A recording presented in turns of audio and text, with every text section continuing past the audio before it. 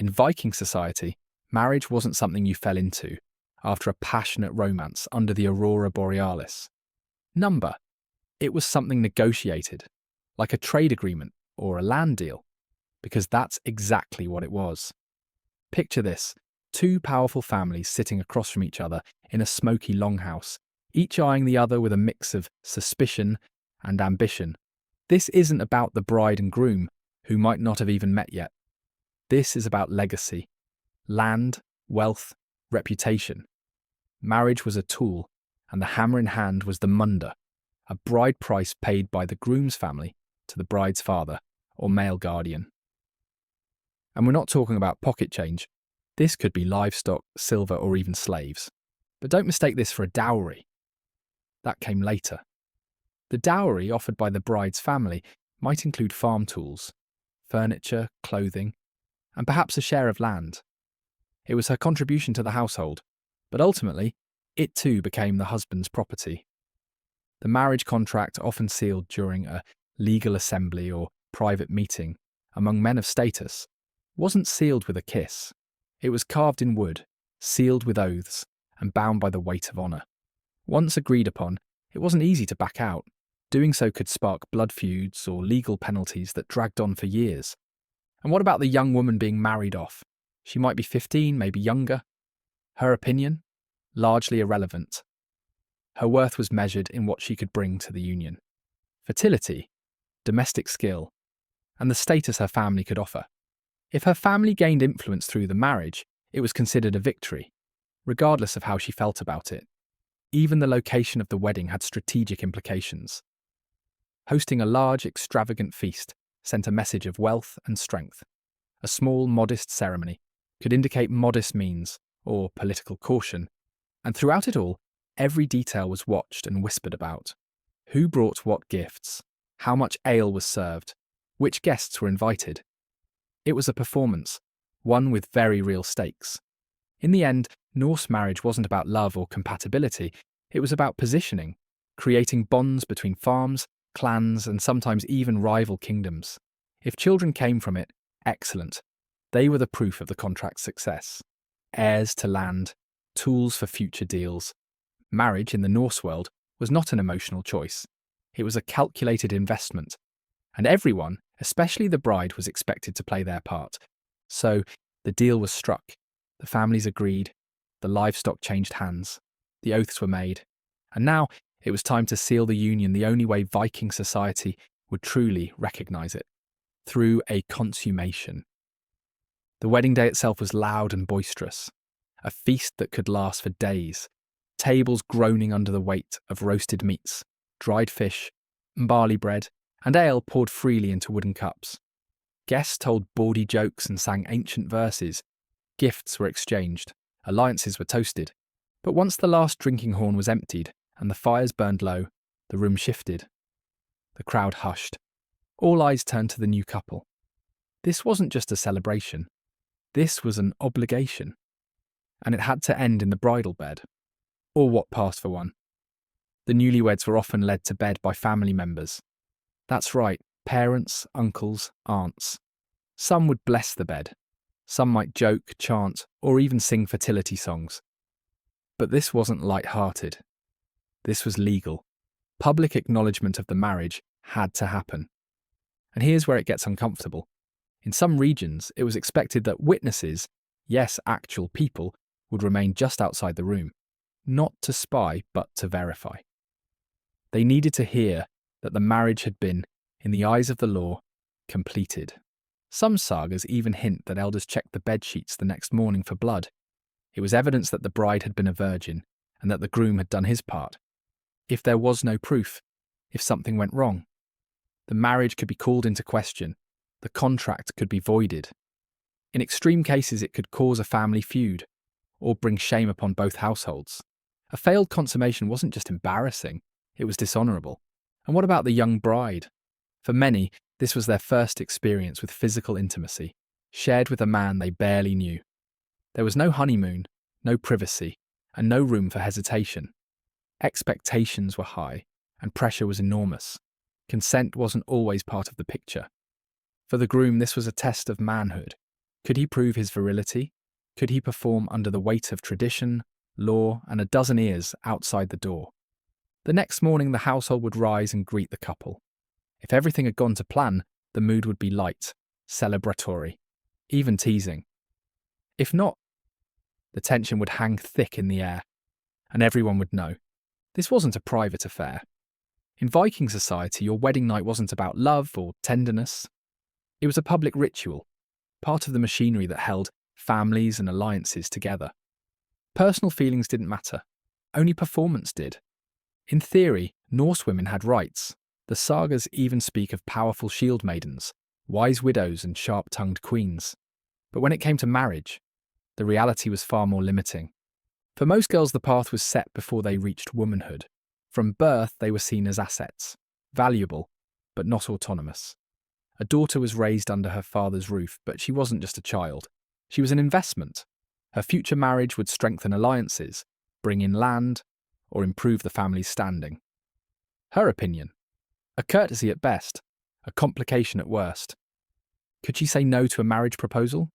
Technically, yes. In practice, that kind of defiance came at a steep cost. Refusing a match could dishonour the family, strain kinship ties, or even lead to violence. A woman who pushed back too hard might find herself isolated, or forced into the very union she tried to avoid, just to preserve peace. It wasn't unheard of for women to be threatened, bribed, or outright manipulated into marriage.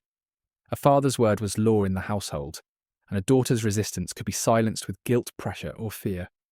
Once married, the woman's control over her life didn't improve much. Authority passed from father to husband. The home became her domain, yes, but not her kingdom. She was expected to bear children, manage the household, and uphold her husband's honour in all things. Her value is measured in productivity, obedience, and fertility. And yet Viking women weren't entirely without leverage. Some wielded soft power behind the scenes, offering counsel to their husbands, managing farms while men were off raiding, or even safeguarding family wealth. In Iceland, women could own land and initiate divorce. In some sagas, strong-willed heroines shaped the course of family history, but these stories often exist because they were the exceptions, not the rule. Even a woman of high birth, like a chieftain's daughter, wasn't guaranteed freedom.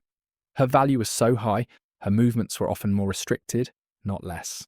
She might be promised to a rival clan in marriage from the time she was a child, her entire life mapped out like a game board. And once she was married, her body became part of the deal. Children were expected, often as many as possible. Each pregnancy was a risk, and many women died in childbirth. But failure to produce heirs could be just as dangerous, causing shame, blame, or even divorce. So yes, Norse women had rights on parchment. But when it came to marriage, those rights were hemmed in by duty, honour, and the iron will of men. Their choices were often illusions, their futures already spoken for. In Viking society, the lines of fidelity weren't just blurred, they were carved to favour men. A married man could take other women without scandal. He might sleep with a thrall, keep a concubine, or even father children outside his marriage. And as long as he didn't disgrace his household publicly, it was no real issue. His honour remained intact, his reputation untouched. But his wife? She was expected to walk a far narrower road. One misstep, even a rumour of adultery, could bring her ruin. It wasn't just about jealousy, it was about property. Children born to a married woman had to be legitimate. Undeniably her husband's. Why? Because land, inheritance, and family power flowed through bloodlines. If a wife took another lover, it called that entire chain into question. It was seen not just as a betrayal of love, but a threat to everything the family stood on. The law reflected this harsh imbalance. If a husband caught his wife with another man, he had options. He could publicly shame her. He could divorce her. In some cases, he could kill the other man, legally, if it was done in the heat of passion. In rare circumstances, the woman could face exile or worse. But if a woman caught her husband with another woman, her options were limited. He wasn't breaking the law, he wasn't damaging his honour, unless he humiliated her in the process. As long as he upheld the household, provided for the family, and didn't flaunt his behaviour too openly, society turned a blind eye. The double standard was so ingrained that even sagas treated male infidelity with a wink and a smirk, while female disobedience was a cause for blood feuds or revenge killings. And what about the women on the other side of this power dynamic? Concubines and slaves. They had even fewer rights. A concubine might live in the household, bear children, and serve loyally for years, but she remained property. She could be cast aside, sold, or mistreated at the husband's whim. The same applied, often worse, for enslaved women who had no ability to consent and no protection under law. These women were vulnerable, used, forgotten. The only shield a wife had was her family's influence. If she came from a powerful clan, she might demand better treatment. She might even shame her husband into honouring the marriage more faithfully, if he feared the political fallout. But for most women, especially in rural communities, there was no such leverage. Fidelity in Norse marriage wasn't about mutual commitment. It was about control. Men could bend the rules. Women had to obey them or suffer the consequences. Here's where Norse society might surprise you. Divorce wasn't forbidden. In fact, it was legal, common, and even, on paper, relatively straightforward. But don't get the wrong idea. Just because a Viking woman could technically leave her husband doesn't mean it was easy or safe. To begin with, the process was public. Very public. A woman who wanted to end her marriage had to declare it, aloud and in front of witnesses. First, she would approach the threshold of the home and speak the divorce words. Then she'd walk to the couple's shared bed and repeat them. And sometimes she'd have to make a final declaration at the local assembly, or thing in front of community leaders. These weren't quiet conversations behind closed doors. They were loud, deliberate acts of defiance, and they had to be done properly. If a single word was missed, or the right steps weren't taken, the divorce could be declared invalid, and the woman might find herself legally trapped with the same man. And what kind of reasons could justify such a bold move? Abuse, neglect, impotence. If a husband struck his wife 3 times, failed to provide for her needs, or humiliated her in public, she had legal grounds to leave. But again, those laws were only as strong as the society that enforced them. A woman without powerful family backing could still face retaliation. And retaliation was common. Divorce didn't just end a marriage, it reopened old rivalries. A spurned husband could tarnish his ex-wife's reputation, spread lies about her, or claim she had been unfaithful. He might demand compensation, or worse, seek vengeance through legal channels or blood. And the fallout wasn't just between husband and wife. Entire families could get dragged into it. Dowries had to be returned. Land might be contested.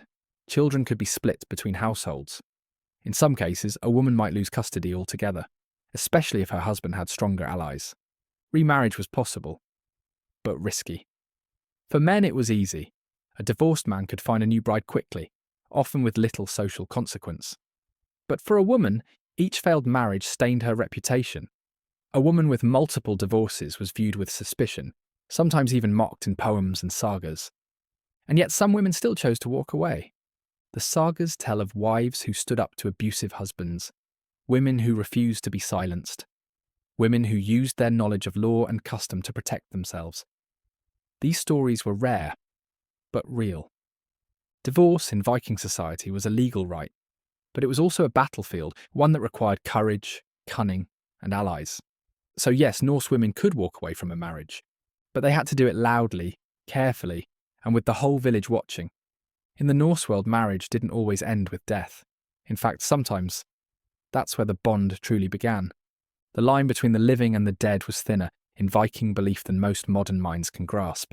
Death wasn't just an ending, it was a transition. And in many cases, that transition included your spouse. In wealthier burials, archaeologists have found husbands and wives buried side by side in elaborate ship graves, dressed in their finest clothes, surrounded by weapons, jewellery, tools and food. A married couple united in life, sent off together into the next world, as though even in death their union still served a greater purpose. But not all stories are so peaceful. In some elite burials, one of the bodies, usually the woman, shows signs of having died violently.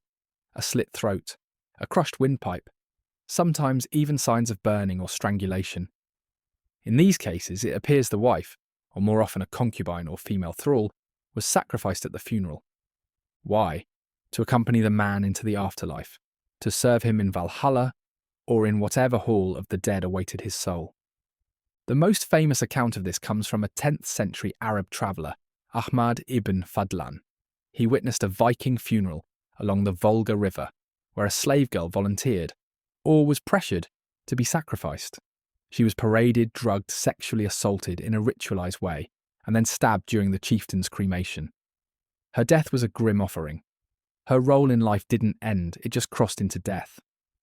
Now, did this happen in every Viking community? No, these extreme funerals were likely reserved for the elite, chieftains, kings, and wealthy raiders.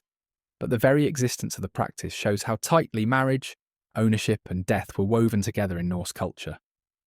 For many Viking women, the end of their husband's life didn't mean freedom.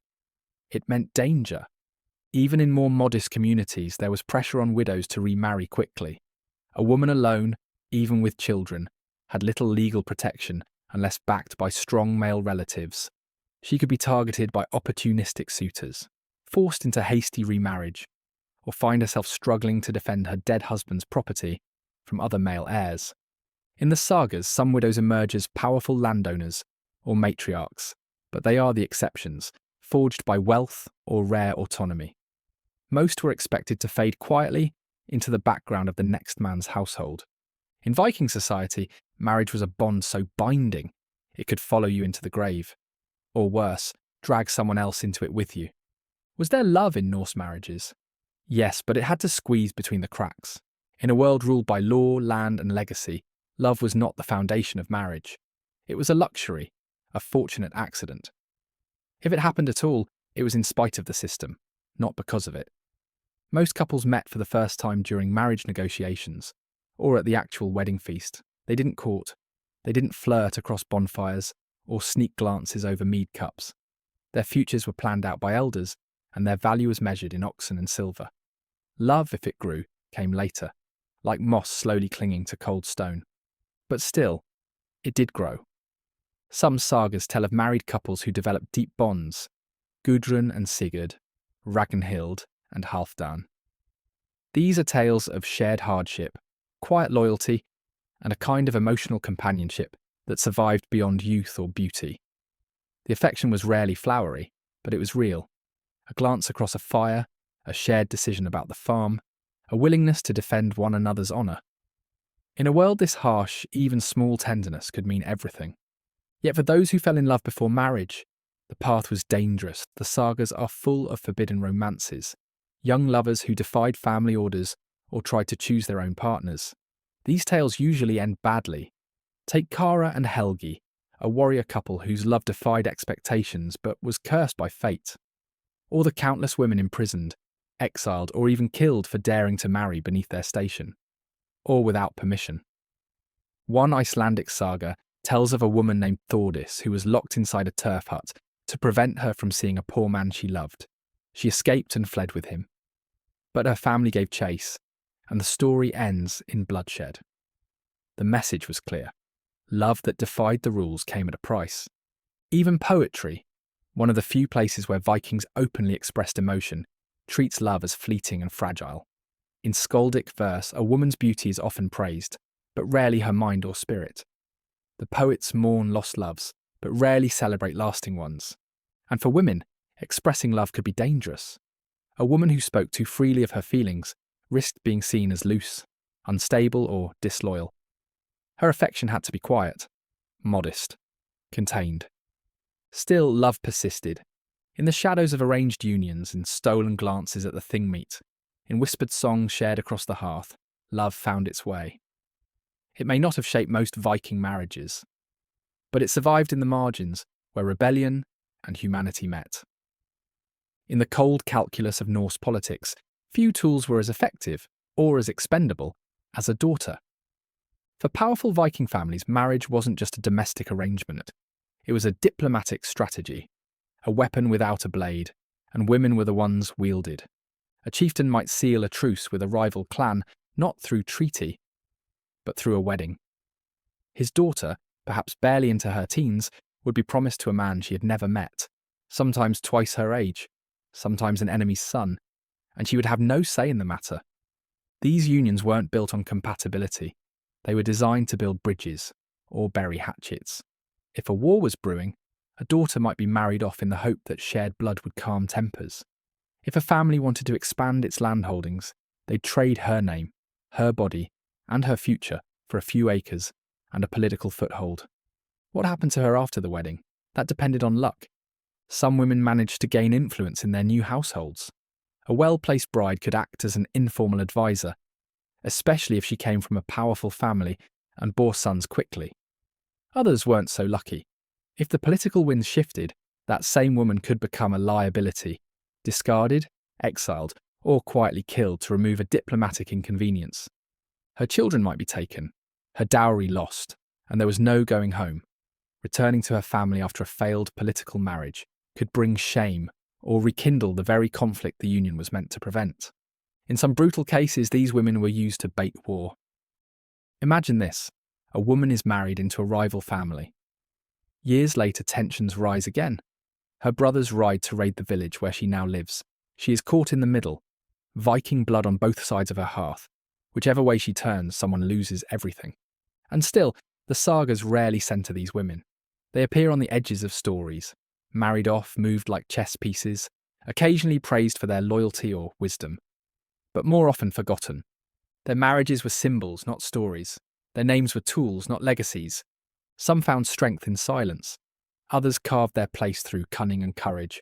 But all of them lived within a brutal truth: that in Viking diplomacy, a woman's womb could be more valuable than her will. She didn't have to want it, she just had to survive it. So what was Norse marriage really like? It was brutal, strategic, often unfair. Women were traded, judged, and controlled, while men enjoyed legal dominance and sexual freedom. Love was rare, power was everything. We romanticize the Vikings as fierce warriors and strong lovers. But beneath the surface was a cold, calculated world where marriage meant survival, not romance. Thanks for watching. If you found this side of Viking life eye-opening, hit that like button and subscribe for more brutal truths about the ancient world. And remember, history isn't always heroic. Sometimes it's horrifying.